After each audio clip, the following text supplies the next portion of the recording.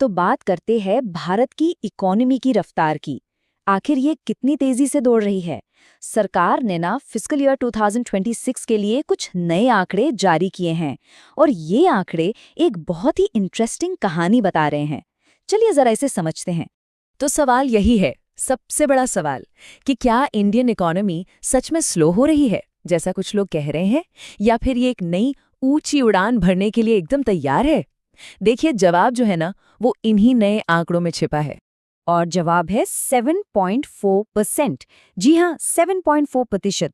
Statistics ministry के हिसाब से फिस्कल ईयर 2026 के लिए भारत की अनुमानित जीडीपी ग्रोथ रेट यही है। और ये सिर्फ एक नंबर नहीं है, समझिए, ये हमारी इकोनॉमी की हेल्थ का एक बहुत बड़ा इंडिकेटर है। तो ये जो नंबर है ना, ये एक नई कहानी कह रहा है, मतलब विकास की एक नई रफ्तार की कहानी। चलो देखते हैं कि ये पिछली स्पीड से कितना अलग है और इसके असली मायने क्या हैं। यहाँ से ना बात और भी इंटरेस्टिंग हो जाती है। देखिए, पिछले साल ग्रोथ रेट थी 6.5%, उसके मुकाबले 7.4% का अनुमान एक बहुत बड़ी छलांग है, मतलब एक जबरदस्त जंप। ये साफ साफ दिखाता है कि इकोनॉमिक एक्टिविटी में एक मजबूत तेजी आई है। पर सवाल यह है कि ये ग्रोथ आ कहाँ से रही है, मतलब कौन से ऐसे सेक्टर्स हैं जो हमारी इकोनॉमी के इंजन को सबसे ज्यादा पावर दे रहे हैं। चलिए अब थोड़ा डीप डाइव करते हैं। तो देखिए, इस रेस में सबसे आगे कौन है? फाइनेंशियल और रियल एस्टेट सेक्टर। ये 9.9% की जबरदस्त रफ्तार से बढ़ रहा है। इसके ठीक पीछे है ट्रेड और होटल्स 7.5% पर, और फिर मैन्युफैक्चरिंग जो 7.0% की सॉलिड ग्रोथ दिखा रहा है। अच्छा, अगर हम पूरी पिक्चर देखें तो सर्विस सेक्टर का परफॉर्मेंस तो मतलब कमाल का है। उधर एग्रीकल्चरल सेक्टर भी 3.1% की रेट से बढ़ रहा है, और बिजली गैस जैसी जो जरूरी सर्विसेज हैं उनमें भी 2.1% की ग्रोथ का अंदाजा है। तो कह सकते हैं कि जो ग्रोथ है वो काफी हद तक बैलेंस्ड लग रही है। तो भाई, इन जबरदस्त नंबर्स के पीछे का सीक्रेट क्या है? सरकार का कहना है कि ये कामयाबी कुछ खास पॉलिसीज का नतीजा है। प्रधानमंत्री नरेंद्र मोदी ने सोशल मीडिया पर यही कहा कि ये सब एनडीए सरकार की इन्वेस्टमेंट को बढ़ावा देने वाली और डिमांड बेस्ड पॉलिसीज की वजह से ही मुमकिन हो पाया है। उन्होंने इसका पूरा क्रेडिट सरकार की इकोनॉमिक स्ट्रैटेजी को दिया। और ये सारी पॉलिसीज जो हैं वो विकसित भारत के एक बड़े विजन का हिस्सा हैं, जैसे कि इंफ्रास्ट्रक्चर में भारी भरकम इन्वेस्टमेंट, मैन्युफैक्चरिंग को इंसेंटिव्स देना, डिजिटल पब्लिक सर्विसेज को बढ़ाना और ईज ऑफ डूइंग बिजनेस, मतलब व्यापार करना आसान बनाना। ये सब सुधार इसी में शामिल हैं। लेकिन देखिए, जहां इकोनॉमी के नंबर्स होते हैं वहां पॉलिटिक्स तो होती ही है। तो इन आंकड़ों ने एक बड़ी पॉलिटिकल डिबेट भी छेड़ दी है, और इस डिबेट में दो बिल्कुल ऑपोजिट व्यूज सामने आ रहे हैं।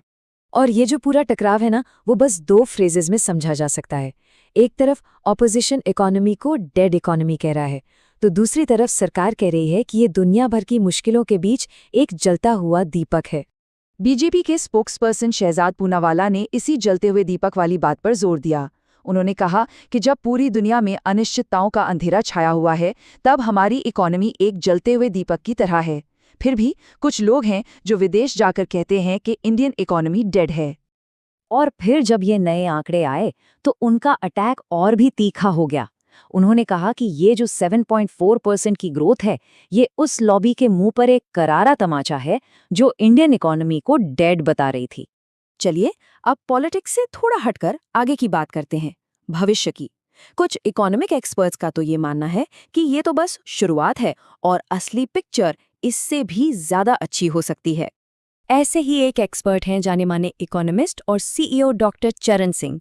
आइए देखते हैं कि उनका एनालिसिस क्या कहता है इस पर। डॉक्टर सिंह का अनुमान तो कह सकते हैं और भी ज्यादा बोल्ड है। वो कहते हैं, मैं दावे के साथ कह सकता हूं कि पूरे साल का जो फाइनल नंबर आएगा ना, वो इस 7.4% के अनुमान से कहीं ज्यादा होगा। ये वाकई में एक बहुत ही ऑप्टिमिस्टिक व्यू है। और इस उम्मीद के पीछे सॉलिड वजहें भी हैं।